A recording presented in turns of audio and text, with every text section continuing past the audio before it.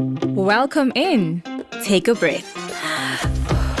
You are among people who get it. Nothing forced, nothing scripted. Just real stories and a space to reflect. Let's get to it.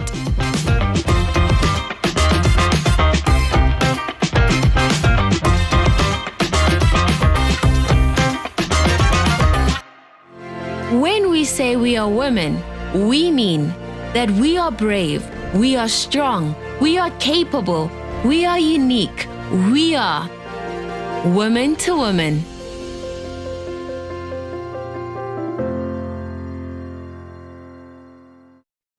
Good afternoon, South Africa. Good afternoon, Africa. We are still wishing you a blessed 2026. And this is our third program. Good afternoon to you, Precious. Good afternoon, Mrs. Visiting us Marcia. today. Yes, it's always a privilege to be here with our viewers. We welcome you and we welcome Sylvia. Welcome to Woman to Woman. Good afternoon, Mrs. Marcia. Good afternoon, Precious, and good afternoon to the viewers. How's 2026 treating you this far? So far, so good. No complaints. It will continue like this. Before we go on, we have a question for you. Pay attention.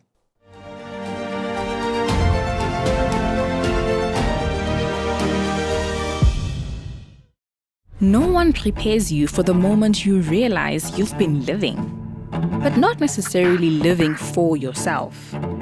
There comes a point where the noise fades and the questions get louder. Have you ever lived your life according to what others expect and still felt lost? What if success isn't fulfillment? How long will you live without knowing who you are? Some questions won't leave you alone, but we are here to help you navigate them.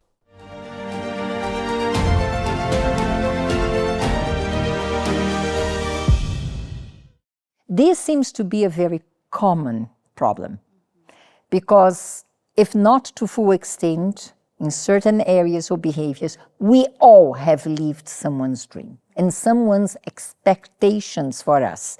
I have been through that, and I guess you too. Yes, I have many a times. I think from what career to go for, what subjects to choose in school, which school to even attend, whereby your parents have actually decided, this is what I have decided, and you're going there. And I understand they do it looking for the best opportunities for us, but sometimes it brings upon us, and I'm talking about parents here, but it can be from husband to wife, wife to husband. It can be even in friendships that you want the other person to fulfill what you could not do yourself. I have seen situations of people giving a gift, more or less like, I don't fit in this dress, but because I love it so much and I don't fit in it, it's not proper for me, I bought it for you. So it is an extension of my dream for you, and that goes unnoticeable in every area of our life. But today we brought Sylvia, and Sylvia has experienced it in a very complex situation. Before we go into that moment of the tug war, what do I do, that we all have been through at a certain stage, tell us a little bit about your background. Well, I've got a very interesting background. I was born in exile. For those who don't know, that is to a parent who was in the apartheid struggle. And so your parents were... My father. Your father was a revolutionary. Yes, Mrs. Marcia. Okay. Yes. So he fought against apartheid, and he then went to different countries in Africa, one of them being in Madagascar, and that was where I was born. So you are Malagasy? Yes, half Malagasy, half South African. Yes, so I was born there, grew up for about 5 years there, and that was part of my childhood, foundation of my childhood. Yes. Parlez-vous français? Oui, but very little. Un peu. Yeah, after 5 years moving to South Africa, you had to deal with home languages. Yes. And learn the culture here. Yes. Yes, Mrs. Marsha. So growing up in Madagascar was a pretty good childhood. It wasn't anything spectacular, but it was a lovely childhood. So although I was born there, my dad made sure that I had a normal childhood before my siblings came along, that it was a normal childhood. I remember my mom saying that when my dad would go to other countries and he would come back, because, they had to be stationed in other countries as well, he would always tell her, don't tell her what I'm doing, so as not to scare me. But always, when he came back, he would You were the firstborn? Yes, I am. And he would always make sure to give me a normal childhood. I didn't know anything else. I was just a happy little girl. So there were no sort of ideas of what he did. And it was an interesting time. I've got a vivid memory of it, of course. But from what everyone had told me, it was a very good childhood. Yes. And why did you come back? Yes. Parents and you alone. Yes. Well, he was repatriated back to South Africa. So during the end of apartheid, I think it was just before it ended, 1991 or 1992, he came back to South Africa to build the life here. Of course, he obviously carried on. He still had his political activism, but he came back because he wanted to start a life. Now there was some freedom. Yes. Now there was freedom in South Africa. Yes. How that affected you? And when did you start noticing that you were in a tug of war between your purpose, your dream, and his dreams? Because by what I understood, he was a very persuasive person, decided, defined in his concepts. And how was it to grow up with someone strong in personality? So my dad really believed in education. So that was very important for him. I think that was one of the reasons why he also fought for the freedom in South Africa, because he knew that a certain demographic were not educated because of the color of their skin. Yeah. And he always said, I wanted my children to be educated. His phrase was always, they can take anything away from you, but not your mind. So that's always had to be stuck in me. And growing up... Great minds. Yes. Yeah. Yes. So growing up, for me, ideally, I had to do very well in school. And I was a very good student. I did extremely well. I was one of the top in my classes from primary school to high school. I always did exceptionally well. And I think that is what sort of crafted my mind. Because also my dad he was always one of those who, when he sees the reports, he would always be like, you can do better. You can do better. He was one of those, not in a mean way, but it was always... Encouraging you. Yes, encouraging. You can do better. But he was almost always proud of the results that I got, both my parents, but primarily my dad. He would always make sure that education was number one. That was the most important thing to him. And that is how having a strong... And those values were instilled in you, of course. Yes, of course. And so that strong-willed mind that my dad had stuck with me all the time. Like, I have to do well. And even in extramurals, he was also someone who made sure that we knew certain life skills, like swimming. All my sisters and I needed to learn how to swim. He always tells us, this is a life skill. You need to know. He didn't want us not to know things that were important. So it was always making sure that we excelled in whatever it is, even in extramurals. I know in high school, I took part in hockey. Even that, he also always made sure, you need to make sure that you do well in this as well. So for him, it was always being the best at what it is that you did, but particularly in education. That was very important. I can relate because I arrived in South Africa just when President Nelson Mandela was elected. So I got the feelings before, lifestyle, lack of opportunities, and all the transition up to where we are now. So I can relate quite well to those who had this strong personality and wanted the best for the country, especially for their families. They didn't have that opportunity. So whenever there is a chance for them, you have to grab it and you have to do it well, because I didn't have the same opportunity. And I don't want you to suffer or go through what I've been through. And I think, Precious, you relate to that because that was the sentiment of your parents as well. Yes, as she was talking and I was thinking about extramural activities, I literally participated in everything.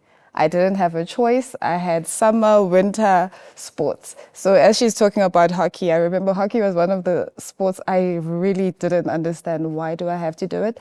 But as she said, those were skills that they believed that they will take you somewhere in life. You need to experience everything that they couldn't have, and because they had now the privilege of allowing their kids to experience what they didn't have. What they didn't have. For example, my dad didn't finish school. I think he stopped in grade 4 because he had to go take care of the family. He had to help with the uncles and everybody. So for him, I remember holiday jobs were a no-go for him with me because he always felt a child needs to be a child and she needs to focus on her studies. So on school holidays, school break, there would always be some extramural activity I am doing. Saturday, I had Saturday school. Even if the school didn't offer it, they would look for one.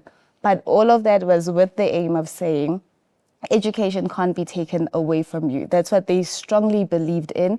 And I think because of the political influences that they had, so that's what the country at that moment embraced and really believed this is what everybody needs to pursue and go for. The reason is very honorable. We understand the sentiment, but also we can understand the burden that brings about you too. Because sometimes you feel yourself like I'm fulfilling someone's dream. Because probably your father didn't have opportunities to advance his education as much during the regime of apartheid here. So now he wanted his kids to have what he didn't have, right? Yes, correct. How did you feel?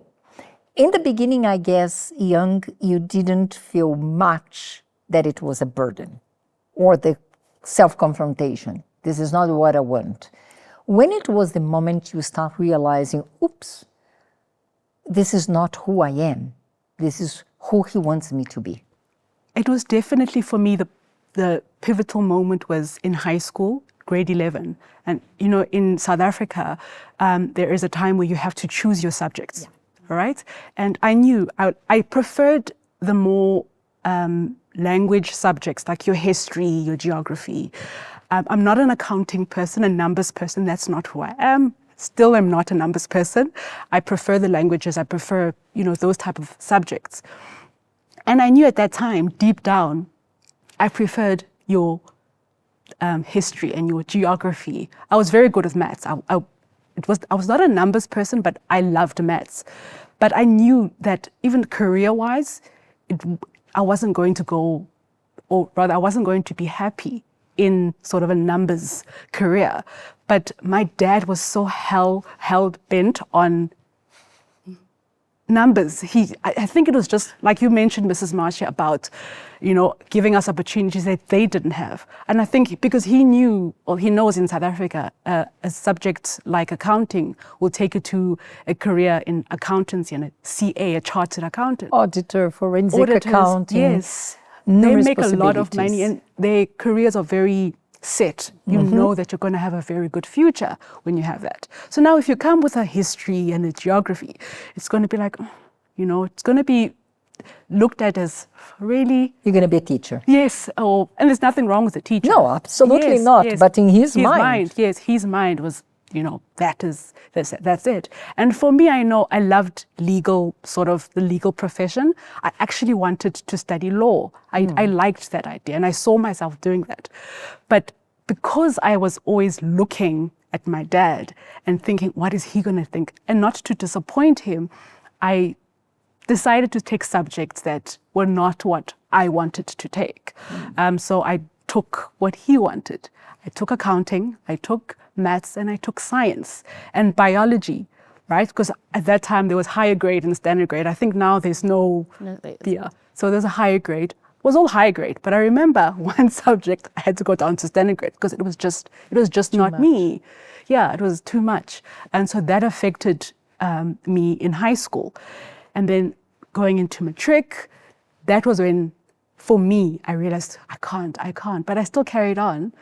and I didn't do exceptionally well. I passed. It was a university entrance, one of those, when it says university entrance. I passed. It was a good enough result, but it wasn't exceptional. And I knew that if I had taken the subjects that I actually preferred, it would have been a straight A distinction. And in our educational system, it's very important to mention it. Your performance at grade 11 and 12 will contribute or not for opportunities in colleges and varsities. So if you needed to allocate a place for you in the future, having straight A's and distinction would guarantee that. But you did not choose because you wanted to please him. Yes, I did. And so I did get accepted into a few of the universities when I did eventually matriculate. He was also very disappointed, I must add that, because the results were not that good. Mm-hmm. And I went to study BCom accounting. And so yes, you went to varsity doing a degree that you didn't want? Yes. Or you didn't like in principle? Yes, I did. And it was not a good year for me. It was the first year, and it just kept gnawing at me. This is not for you. I was not happy. You know when you're not happy in something. So you were torn between disappointing your father, yes, and disappointing yourself. Yes. Because deep down you knew yes, you could have done much better yes, if you had gone for what it was your skill, your nature. Yes. We are going to hear more about that disappointment. I'm not going to give it all to you in this first block because, Precious, you have something interesting. And we see that a lot of people, because they have people in their lives that are living vicariously through them, they actually go through the motions, and there is a certain state. For Sylvia, it was when she was in varsity. But for some others, it's much more later in life. Mm-hmm. And it varies to different aspects of your life. The house you're going to live in, the suburb you're going to live, how many kids you're going to have, what type of wedding are you going to have, how are your belief systems going to be for your family. And without realizing, there's a part of you that tug of war. Do I please them or do I sacrifice my own joy? And people don't realize that they end up finding themselves sacrificing their joy, but not giving their full potential in what they're doing, because you're just going through the motions of life. So you find a lot of young people whereby your mom says, by this age, you must get married. So now when the clock is ticking, she ends up thinking, okay, you know what, even though I know I'm not ready, let me just agree. So we end up having people living a very mediocre life. Mm-hmm. And that's why they don't actually have fulfillment. And that actually calls for our next insert that we have.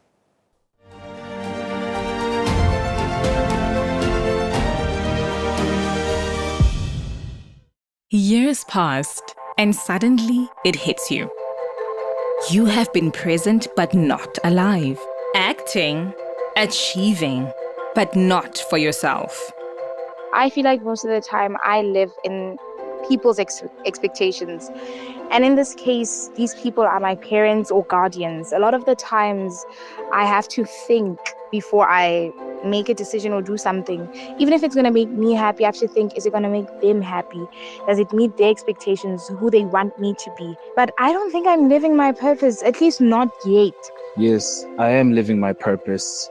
Everything that I'm doing currently, it goes along with my plans that I've set in the previous year. So currently, I'm not living by anyone's expectations, because if I would expect anything from anyone, it would be expecting from myself, not dependent on anyone. I'm only looking forward to. I'm living someone else's expectations because I don't want to disappoint that person. So I had to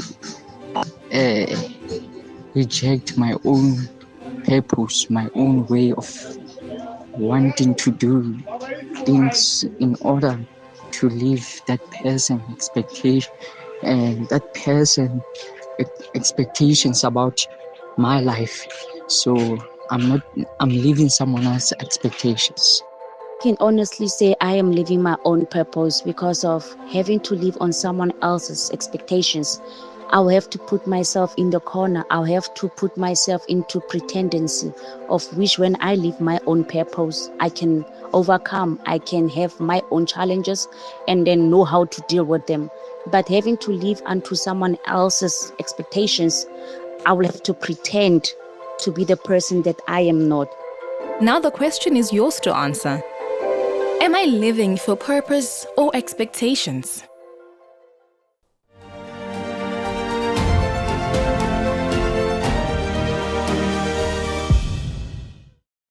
That's the reality. Because trying to be who you are not and living according to someone's dream, you do not excel. There are those who fail badly, but you become mediocre, and you felt like this. Yes, I did, Mrs. Marsha. So eventually the first year passed and I made a decision, a very bold decision, to leave the degree. It was not an easy thing for me to actually decide to do, but I then left university in my first year, and that didn't go. And your father? He was not happy. He was very disappointed. My dad is not someone who likes to raise his voice, but the disappointment is visible. He will tell my mom, it's like, why? You know, why did she do this? And it's funny because I still didn't have that courage to tell him. So what I actually just said at that time was, you know, I don't think I was supposed to go. I was supposed to take a gap year. There's something called a gap year. Yeah. So I was like, I think I needed to take a gap year just to see what I want. And my dad was like, what do you mean? There's an education, you know, it's Don't waste your time. Don't waste your time. And I was like, you know, I need to do this for me. I just gave some excuse, but I was never bold enough to literally tell him, this is not what I want. This is what you want. And from there, I dropped out in my first year of university doing a BCom accounting that my dad wanted. And from then on, I wanted to live my own life. I went trying to figure myself out. You know how they say trying to figure yourself out? So you did not enroll in any other course? I didn't.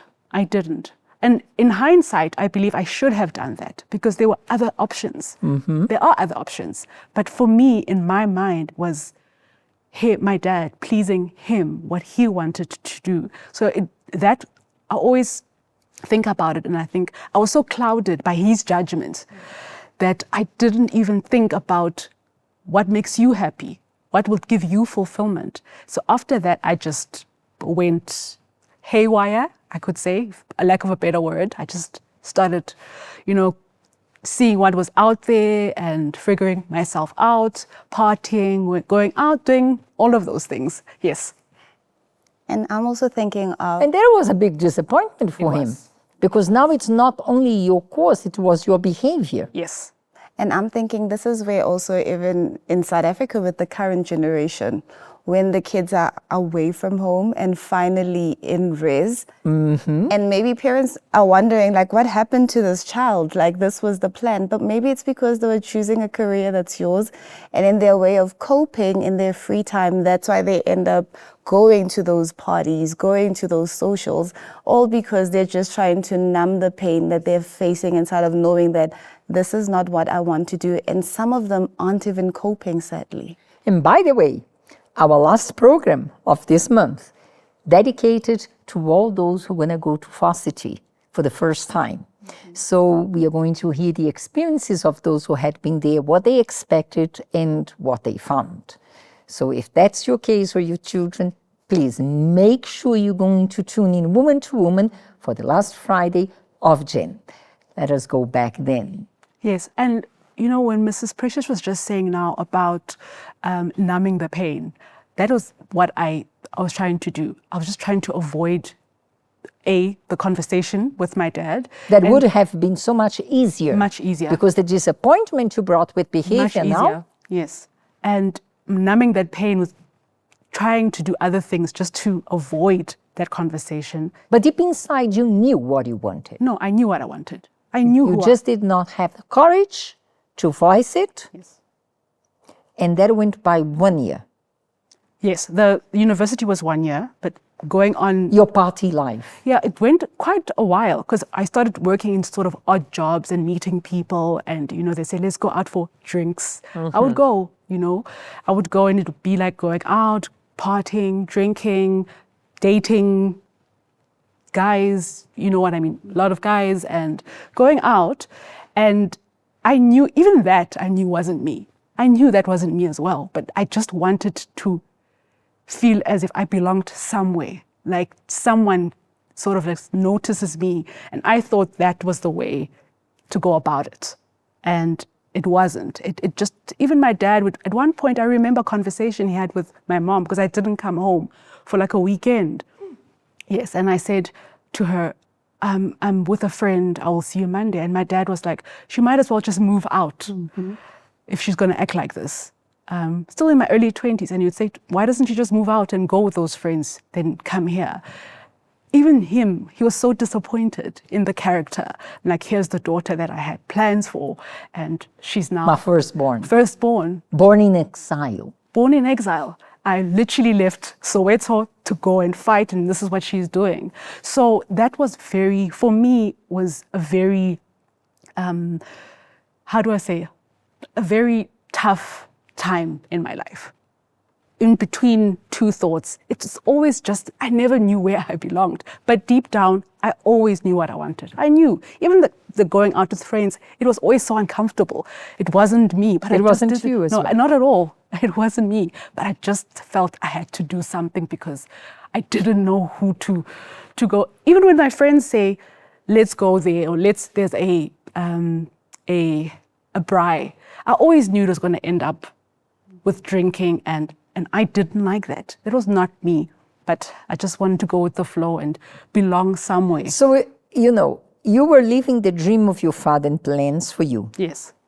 Very strict discipline, being a very great student. Yes. Sort of, I have my future planned. Yes. It was not you. Now you start living the dreams of your friends for you. Yes.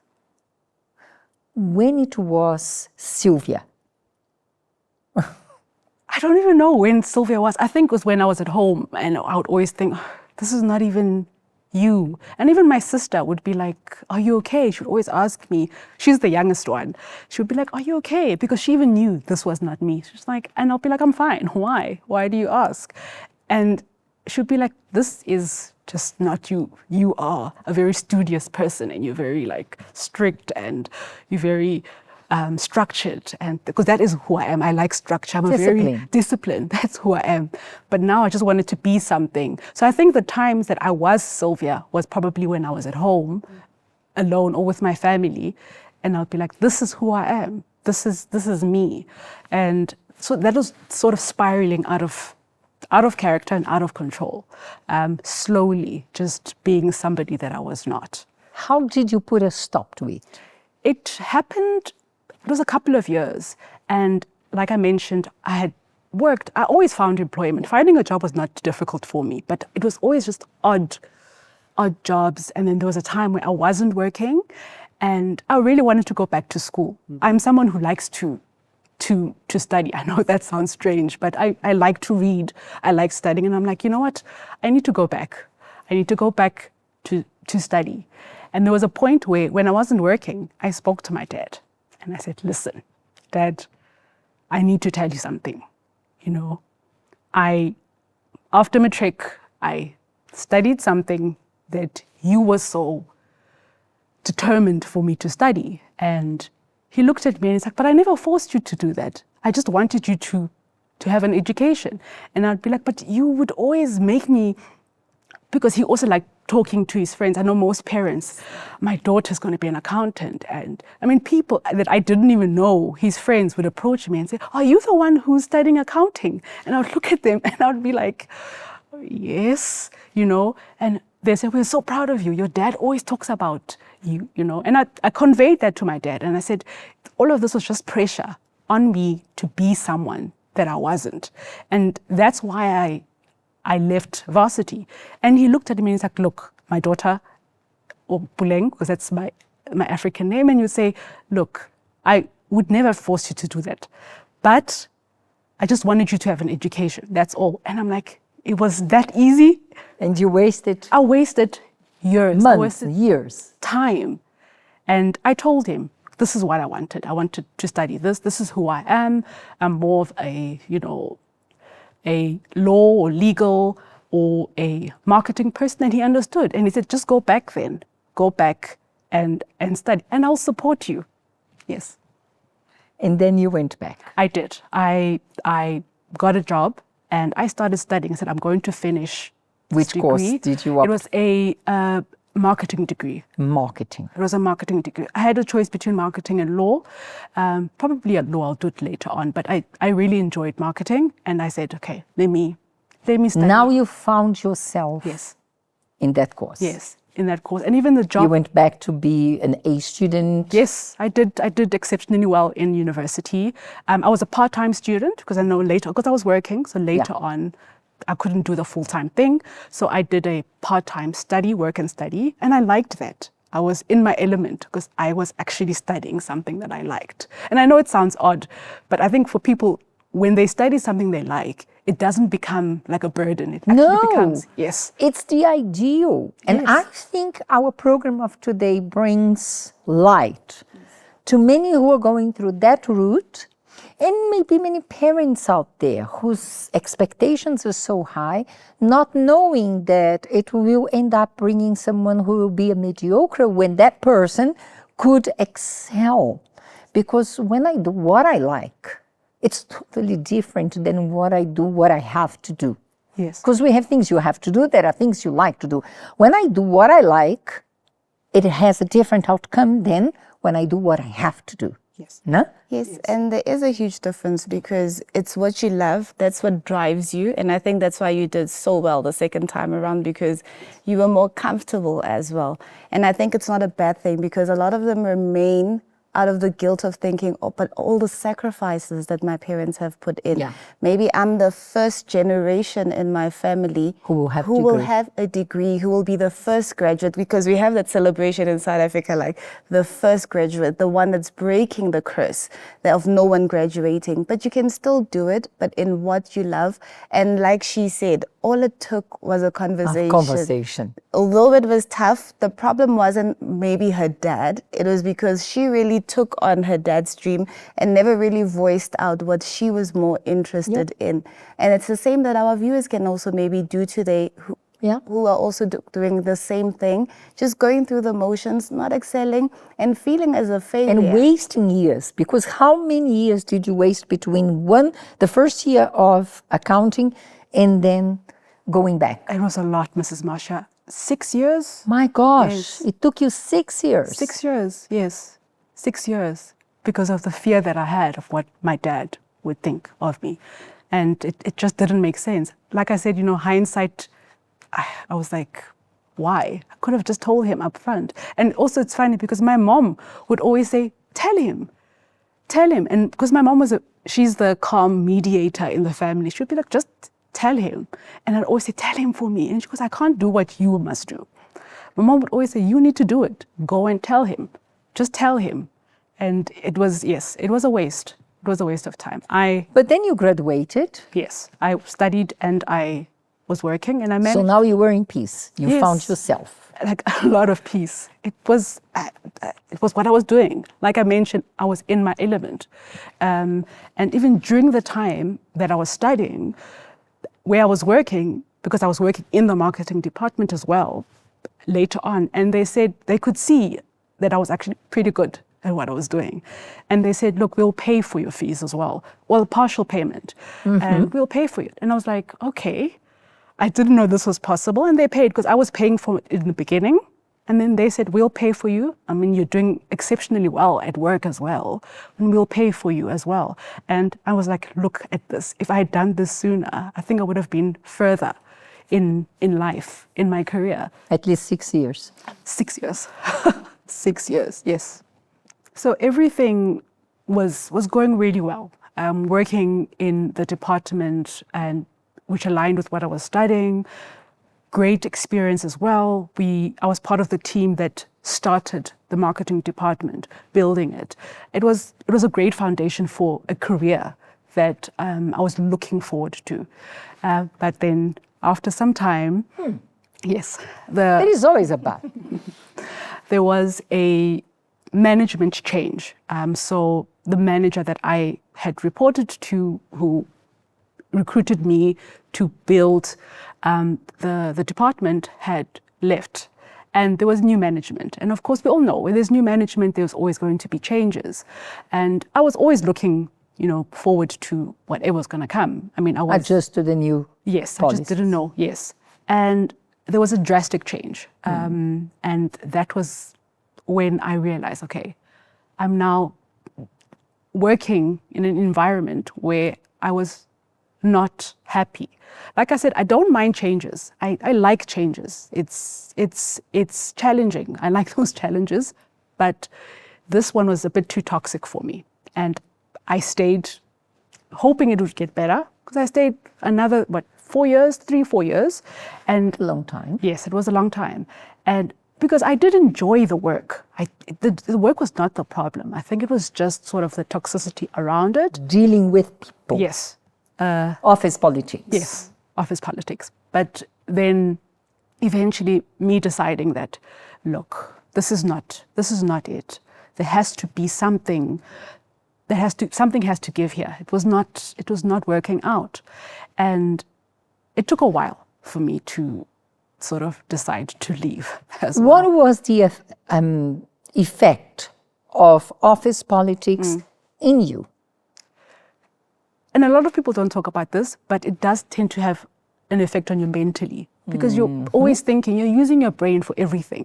And now you're thinking, having to go back there, having to deal with that. So for me, it was mentally draining. It was. I can't. And mentally draining, then it was physically draining. I was always tired because I constantly had to put in work. Constantly, it was like always overtime and doing this to make sure that your reports are handed in on time, and sort of a lot of things, but not in a good way. Not in a good way. And I know. Did it bring you back to that anxiety you had when you were studying something you didn't want to, and that led you to a very unstable kind of life? Did you see yourself, I may be going back to that old me? Yes, Mrs. Marsha, definitely. Because we try to compensate Yes. frustrations with something else. Yes. And for me, I think it's because I thought, look, I'd found my career now. Here it is. You studied this, you're studying this. Now it's like going back. And it did bring that anxiety. I had anxiousness all the time. I'd be like, if I leave now, and once again, what is my dad going to think? Because my dad saw that I was working, and he saw that I enjoyed it. And even that, I never told him later on, that I wasn't happy anymore. And I didn't want to bring that burden. I was now older than back then. Now I'm older now, and I didn't want to be seen as this person that just quits for anything. I didn't want that. And I think that weighed heavily on me mentally, which of course weighed heavily on me physically because I was so tired. And it was just this constant loop of, if I quit, what are they going to say? And what are they going to do? My mom knew everything because she's someone that I tell everything to. And I told her, Ma, I'm not happy. I'm not happy. And she goes, you have to make the decision as to what to do. And my sister as well, because we are very close-knit family. And I told them, I'm not happy. I'm not happy here. But once again, it's that making Dad disappointed as well. And finally making that decision to leave. Of course, he had passed away before he knew that I'd left. But the year before, we did have a conversation because he would ask, how was work? And I would be like, it's not that great. It's not what I want. And he'd be like, so then why don't you just look for another job? He was very chilled about it, not what I expected. You see that your daddy was very practical. Yes. And maybe you created in your mind an image that Yes. you couldn't disappoint him, Yes. and that he would make a point. And when you spoke the truth, he said, go for something else, Yes. or look for another job. Yes. Men are very practical, and Yes. sometimes we women make it to be a bit more difficult. Yes. Yes. We see things where they are not. Absolutely. He was, that's the perfect word. He was practical. He was just like, okay, then look for another job. And I was like, yes, I am. I'm actively doing that, looking for something, because at this point in time, because of the experience that I had in sort of the career, I had relatively good experience. I now knew what I wanted and what environment I wanted. I was very sort of determined about that. Now I knew what I wanted. I knew, because even the working hours, they would make me work on weekends as well. And that I felt was a bit over the top for me, because I also wanted to also spend time with family. I also wanted to, do things that I enjoyed and do something outside of work. I didn't want to be that person that made my whole personality my job. You are somebody else outside of that. And so when I told my dad that, look, I am looking for another job, but I was very clear in my mind of what I wanted this time. Now I wanted to make sure that the environment that I wanted was, of course, wherever you go, there will always be office politics. I mean, I'm not naive about that. But now I just wanted to make sure that what I was looking for was not perfect, but now it was something, because of the experience, it was something that I knew that I could stay a very long time and I would still be solid and happy about that. Yes.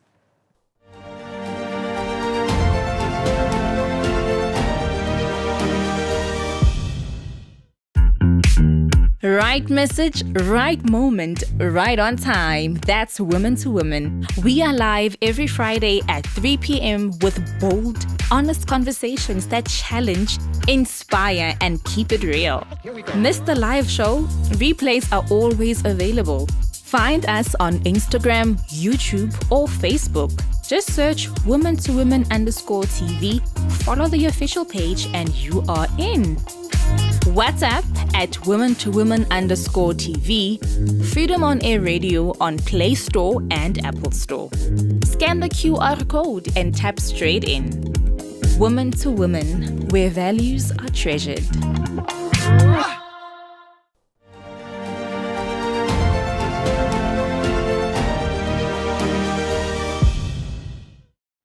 Now, did you find your path in life?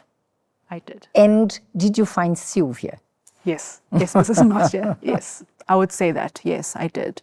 So I did eventually leave the job, and despite people always saying, "Are you sure about this? What are you going to do to survive?" And I said, "Look, this is the decision that I'm going to make," because it was 2 years, a 2-year decision-making process for me. So it was very conscious. Yes, it was a conscious decision. I knew. Mentally, physically, emotionally, I prepared myself for this. I prepared myself. It was constantly in my mind.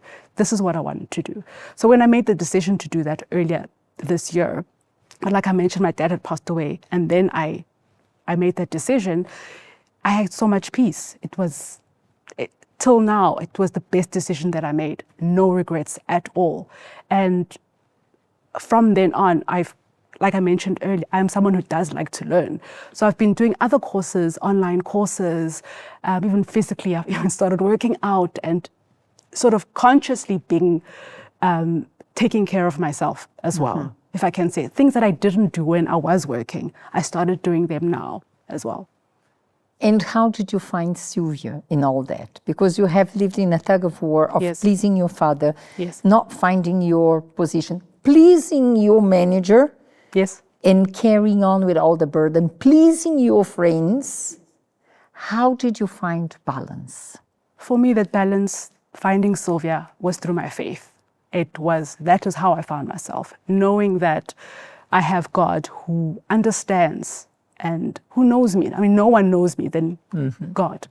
I'm close with my mom, but even she wouldn't know sort of the innermost thoughts and feelings of who I am. So for me, it was definitely my faith in God and realizing that God has my back. I know that. He knows that He will provide. He knows me. He knows what I like. He knows what I want. And I think for me, that gave me that sort of peace and just control of my life back. And this is who I am. If I make mistakes, which I have made mistakes, but they're going to work out. It's not, like you mentioned earlier, I had those thoughts in my mind that were bigger. They weren't even really there. And there would be my dad would be like, okay, then choose something else.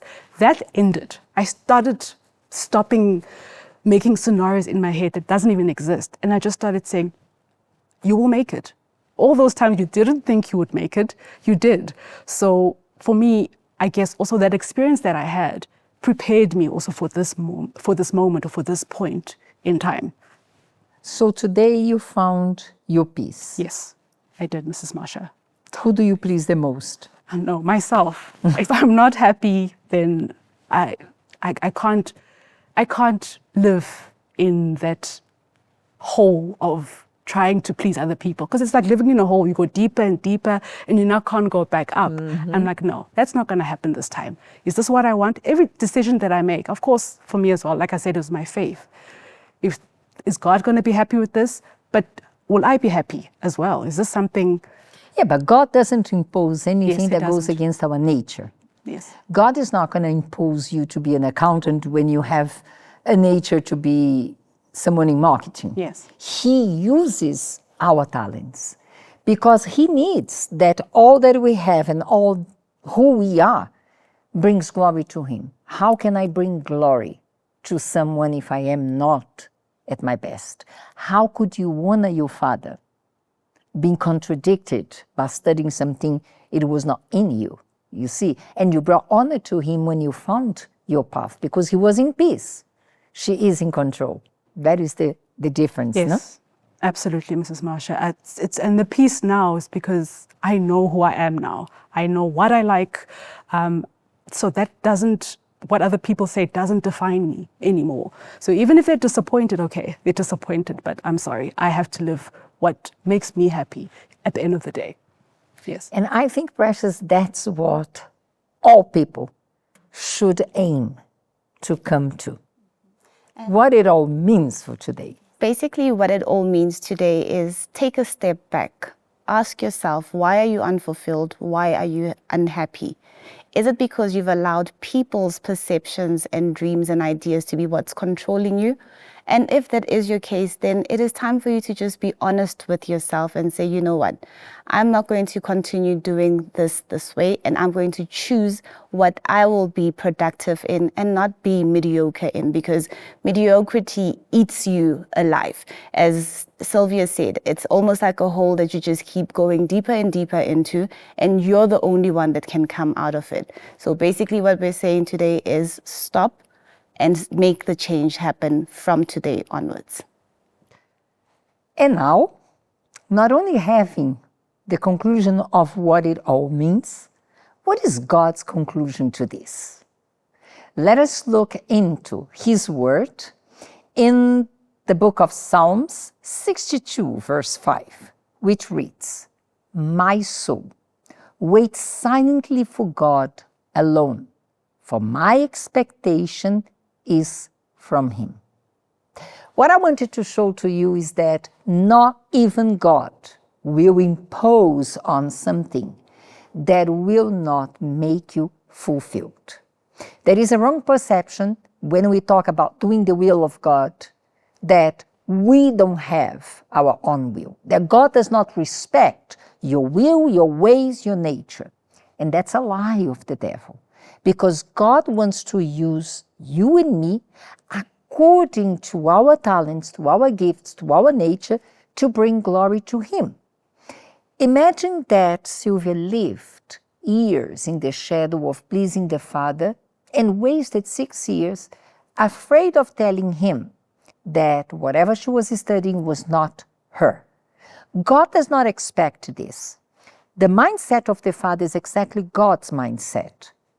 Okay? So do what you want to do and be happy. God says that our expectation needs to be from him because he has our best interest in hands. He will never force you to do something you don't want.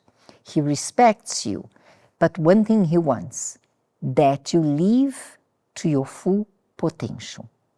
And that you can only achieve when you surrender your soul and you wait in God. He will show you the path. He will make it possible. He will help you while you walk in this path. And when you have your victory, you don't celebrate alone. You bring glory to His name. When you establish your priorities according to God's priority, when you live according to God's purpose, that is to protect, to respect, to build you, there is no way you're going to fail. And there is no way you're going to settle for less than what God has prepared for you. You are going to excel because we serve a greater God. This is what you found in life. When you look back today, you excel so much more than what you did before. Yes. Because you wait patiently and your expectation became from God.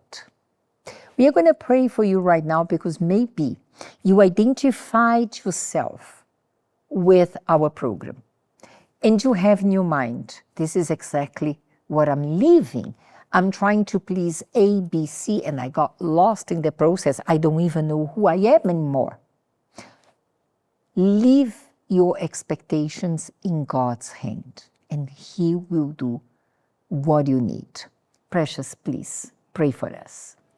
Our Lord, we now come before you in Jesus' name, asking you to help this person who has identified, and probably throughout the program they're like, this is like my script, this is my life scripted, and I'm watching it unfold before my eyes. But today we ask that you help them to remove all of these expectations that have driven their lives, that were imposed and placed upon them from other people and not what they want to do. May you give them the strength, the courage to be able to stop and say, it is time that I now start living a life that will honor God, a life that will glorify God in everything that I do, in order for me to not only excel on my outwards, but having my soul also happy. Because maybe this person is thinking, here we are in the new year, how long will I be able to hold on? But as you've brought this program before them, we know that you have actually given them this moment to come before you and start a new life that will mark a change, and they too will one day look back and say, my soul has been pleased because I allowed God to be the one in whom my expectations are in. In Jesus' name we ask, amen. Amen. So, Sylvia, thank you very much for coming and sharing. And I am sure through your experience, others out there are making a sound decision to seek for their path, for their opportunities in life. Until then, God bless you all. Bye-bye.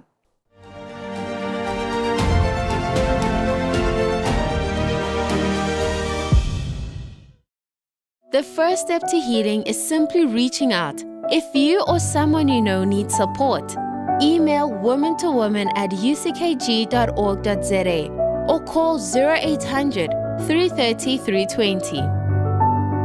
Our toll-free helpline offers confidential, non-judgmental support.